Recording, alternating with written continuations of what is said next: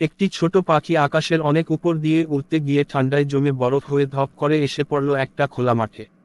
পাশেই একটা গরু দাঁড়িয়ে দাঁড়িয়ে ঘাস চিবাচ্ছিল। সে কত করে এক দলা গোবর হেগে দিল পাখিটার উপর। পাখিটা গোবরে ডুবে গেলেও সদ্য পতিত গোবরের গরমে তার শরীরের বরফ সব গলা শুরু করলো। একটু পরে পাখিটা সুস্থ হয়ে গোবরের ভেতরে বসেই কিচমিচ কিচমিচ ডাক শুরু করলো। পাশ দিয়ে যাচ্ছিল এক হুলো বেড়াল। সে পাখির আওয়াজ পেয়ে গোবর ঘেটে পাখিটাকে বের করলো। তারপর কপাত করে গিলে ফেললো।